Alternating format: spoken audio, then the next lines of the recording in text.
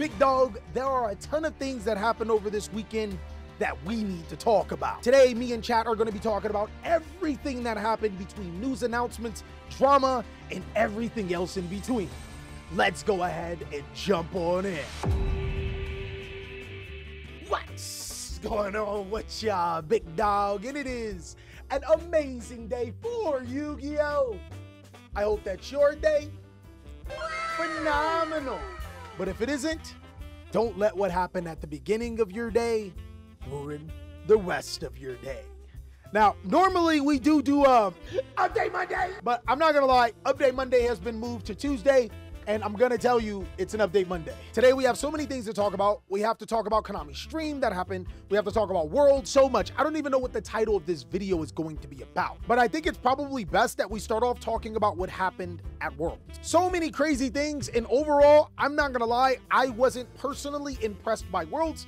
But chat, what did you think about the overall coverage for Worlds? It was another budget Worlds? Oh no. Yeah, I think Worlds has a pretty big problem when it comes compared to some of the other card games and stuff. And not to compare, because they're two totally different entities and probably will never even get close to one another anymore.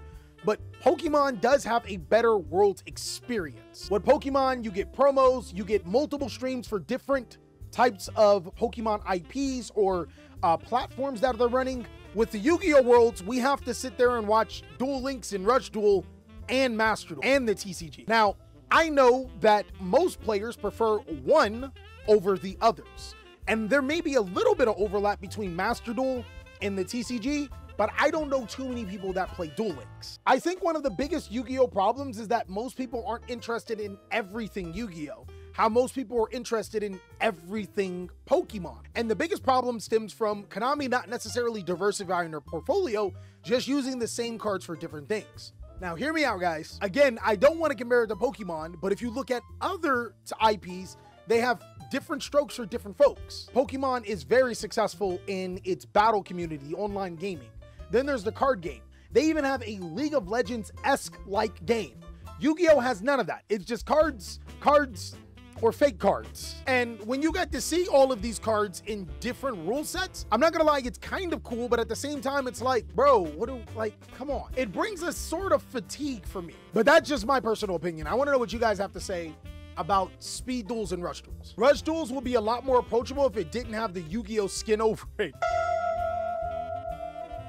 Now, I don't think that Yu-Gi-Oh! Can't develop into a successful IP that branches off to multiple different things. It's just right now, it doesn't give us an incentive to watch Rush Duels or Duel Links. To be honest, I didn't even know Rush Duels was in the TCG. And I think one of the biggest problems for the TCG is not only that it doesn't have the visuals and stuff, I think another huge problem that gets people disinterested is the TCG or the Worlds format. The Worlds format is a combination of both the TCG Forbidden List and the OCG Forbidden List. They combine them together, and it means that whatever the lowest a card is at, that's what it is for Worlds. Take, for example, Kashtira Fenrir is banned in the OCG, but it's unlimited in the TCG. That means for Worlds, it's at 0. It leads to an entirely new Yu-Gi-Oh! List that you should play by, but at the same time, it's only for that particular week. And if you guys visited your local OTS store, they were supposed to use that Worlds list for a tournament. How did you guys' tournament go out? Worlds format is weird. Just have an OCG champion and a TCG champion, not some weird mashup of both. We use that shit. Chat, there were like 6 people at my locals that were playing. Normally, my locals has a turnout of 50. I think one of the more weirder things is that, like, out of all of the opportunities that we had for Worlds, there was no Time Wizard Championship. I know they call it Time Wizard, but pretty much it's Edison. And we even have events, YCSs in huge turnouts for these events. For that not to be represented at Worlds felt like a really big slip up. If I'm keeping it 100, my Worlds experience felt like there was a lot to be desired. There was so much missing and it didn't feel worth watching, except for my boy that won. Ruben won Worlds, my guy. Congratulations, Ruben. There's one thing that we got to talk about. Apparently, Ruben cheated. I can tell you a couple of things about this. Out of all of the people that I know in Yu-Gi-Oh!, Ruben is one of the most passionate players probably ever. Him intentionally cheating is close to 0. I will admit, he is still scared of my Red Dragon Archfiend deck. But anytime someone makes a mistake on stream, please do not say it's intentional cheating. Put that shit to rest, guys. I don't really blame them. I blame the judges. Oh, well, I mean, that's a whole different, I can tell you guys about Yu-Gi-Oh! Duel Challenge again. And I'm not trying to defend the judges because there are trash judges, right? But one important thing that we have to realize in Duel Challenge, we have really good judges, certified judges, amazing judges, 3 of them that watch every single Duel Challenge and pull out almost every single mistake.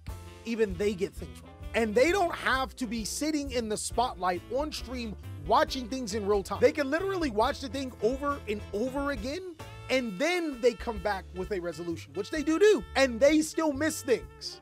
So I think you guys got to cut the judges just a little bit of slack this time. Just a little bit, guys. Come on, please. Konami is complete dog water when it comes to supporting the judges. The fact that anyone can be a judge is wild to me. I'm pretty sure my son can be a judge. You guys do not know how well of a Yu-Gi-Oh player he is, but he already has his invite and he's gonna become a judge. That's kind of scary, especially since I know how good he is. But the boy's like 9. By the way, happy birthday, son. You're a judge now. You're gonna pass that test. I think Yubel winning Worlds is actually really cool though. We've already had Blue Eyes winning it. We've had Monarchs, had Infernity. So having like these old school or these video game or anime archetypes winning is incredibly crazy. And I think that does say a lot for Yubel because Ruben's particular deck isn't hit too much by the ban list. If anything, the TCG gives it Necroquip and Aerial Eater, which is still really viable cards. So you may want to watch out for Yu-Gi-Oh! In the future when it comes to Yubel. But now we have to talk about something else, which is almost unfortunate. I don't know Decade whatsoever, but I do know that Decade, before the Master Duel event, leaked the deck list that people were using for the World Championship event. Untapped was the original source of the links. Everything just broadcasted wider. Damn. I think that there's multiple problems for this. A third-party software being able to get into your program and leak your deck list sounds like a security issue. Think about it from this perspective. Decade is a content creator. He doesn't care about, and this is in no way defending him, he doesn't care about playing at the event. This is going to make him money. Why wouldn't he post it? It just seems illogical for you guys to expect something different from him. It is another video that he can make to help his fan base understand Yu-Gi-Oh! And progress his channel. On top of that, he's not even the person doing the work. Like, it was another company. He's just putting it on his channel. Now, do I think that he should have did it? That's a tough one. Because now you're asking a content creator, should I not make videos to help my community and also help me in my content creation? I see on one side, you guys are saying that he should not have did it and it ruined the integrity of the game. I see another side of people saying that there's open deck list for every other card game anyways. The Kali Effect will release the deck list. See, that's the problem. The problem is I actually do care about competitive Yu-Gi-Oh! We're not asking somebody that cares about competitive Yu-Gi-Oh! Though. It's almost like, chat, what we're asking of DK, and I think I want to put this into perspective. We're asking a person that drives a car to care about the people that take the bus. He don't care. I don't think that he meant to damage the competitiveness aspect. I don't even think that it's something that crossed his mind. It just seemed like A to B. Kind of like when you drive your car. You drive, you get from A to B. You're not thinking about C's way of life and him on the bus stop. It's just not something that comes across your mind often. So yeah, this one's exactly tricky. I think that people were mad at DK for just reasons if you're a competitive player, but I think also that Konami is to blame here. Now again, I'm gonna ask you guys, was there a way Konami could have prevented these deck lists from being leaked? Yes, they could have programmed Master Duel better. Then we already know who's the culprit here. In Duel Link, we had the same problems where they periodically change up the encryption to make it so data scraping programs couldn't pull the information. But it's something you need to update constantly. So Konami already knows that it happens in another one of their card games and they didn't do it in Master Duel? I think we found our legitimate problem, guys. Konami being lazy. Just because there's a lapse in coding somewhere isn't an excuse for some random person to exploit it for their own selfish gain. Yes, I agree. I think that there's multiple faults here. There's the fault of Untapped, who leaked this information. And from what I know, Untapped, I've been in contact with them before. They're supposed to be about competitive gaming.